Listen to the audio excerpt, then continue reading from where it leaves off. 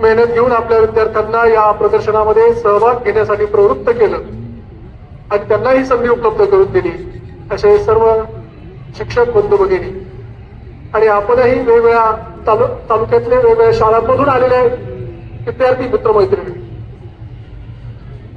आपण दरवर्षी विज्ञान प्रदर्शन भरवत असतो. तुम्ही तालुका स्तरावर येता, नंतर काही जिल्हा स्तरावर जातात, पण आता यातले बरेचसे तिथंच राहतील.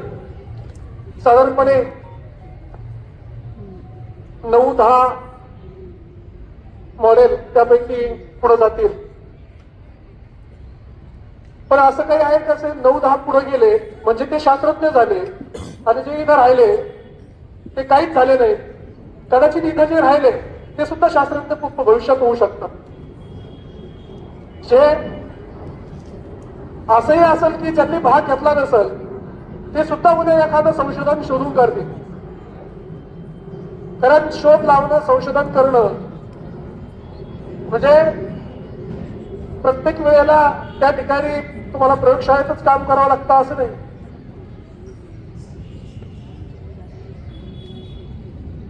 विज्ञानमध्ये तुम्ही वेगवेगळे प्रयोगांचे शोध कसे लागले हे जर पुस्तकं वाचले असतील तर तुम्हाला माहिती असेल. आत्ता मला वाटतं तुमची वेळ झालेली काय? घरी जाण्याची वेळ झाली काय? वेळ झाली? काय वेळ होती? 3:10. किती लक्षात ठेवलं तुम्ही? 3:10 तुम्हाला घरी जायचं होतं. शास्त्रज्ञांच्या असेल वेळ वगैरे काही लक्षात राहत नाही. ते रात्रंदिवस संशोधन करत असतात.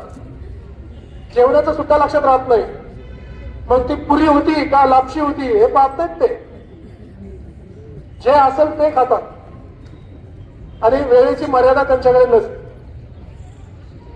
तुम्हाला ते हे माहिती आहे का काय? कल्पना चावला कोण होतं ते? कोण होतं? अंतराळवीर. आणि आता सुनीता विल्यम्स माहिती का? सुनीता विल्यम्स कुठे आहे? सुनीता विल्यम्स आता सध्या कुठे येतं? अंतराळात. म्हणजे आपण काय करतो? आपल्याला सगळी घाई असते. शाळेत घ्यायची घाई, लवकर शाळेची जेवणाची सुट्टी कधी होईल आणि कधी एकदाचा घरी जाईल. बरोबर? प्रत्येक गोष्टीत आपली घाई असते. सुनीता विल्यम्स तिने तसा विचार केला का? मी कुठेतरी जाईल 7 दिवसाकरता. मला कुठं जायचंय? अंतराळात जायचंय. किती दिवसाकरता जायचंय? 7 दिवसाकरता जायचंय. ऑगस्ट मध्ये गेलेली. आज किती झाले? August, September, October, November, December 5 महिने झाले. आता कधी फेब्रुवारी मध्ये रिटर्न माघारी यायचंय असं म्हणतात. म्हणजे 7 दिवसाकरता गेलेली सुनीता विल्यम्स 7 महिन्यानंतर माघारी येणार आहे. तिच्या घरच्यांनी विचार केला का? किंवा तिने स्वतः असा विचार केला का? नाही रे नको, आता तिकडे खूप धोका आहे, पुढे वरती नको जायला. आता आपण इथं सुद्धा इथं राहून जमिनीवर सुद्धा किती विचार करतो, नको कुठं जायला नको,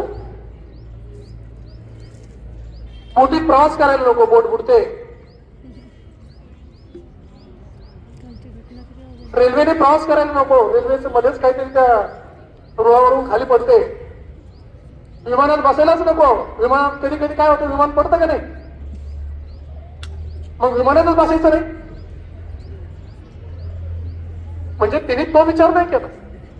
मी 7 दिवसात माघारी येणार आहे हा विचार केला नाही. तिला माहिती होतं पुढचे धोके, कदाचित वेळही लागू शकते.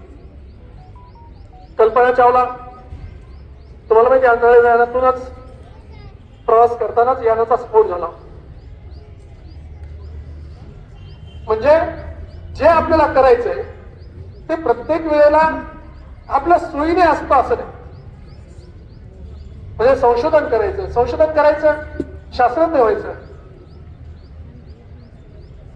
ही जर मनाची आपली तयारी असेल, मला रुची आहे, मला संशोधनात आवड आहे, मग आपण ते प्लॅटफॉर्म शोधला पाहिजे. काय शोधायचं? हे छोटे छोटे आपल्या शाळेतलं विज्ञान प्रदर्शन झालं असेल, आता तालुका स्तरावर येईल, तर जिल्हा स्तरावर येईल. मग मी याच्यात भाग कसा घेईल आणि माझं सर्वोत्तम मॉडेल कसं त्या ठिकाणी आणू शकतो, त्यासाठी ते मॉडेल शोधलं पाहिजे. मॉडेल शोधायचं म्हणजे फार खर्च करायचा आणि मोठमोठं काहीतरी आणून ठेवायचं असं नाहीये. अगदी साधा असतं. ती साधी कृती तुम्हाला एक शोध लावून जाईल. एका अगदी साध्या कृतीतून शोध लागतो. आर्किमिडीजचा तत्व माहिती आहे तुम्हाला? आर्किमिडीजने काय केलं? फक्त पाण्यात उतरला,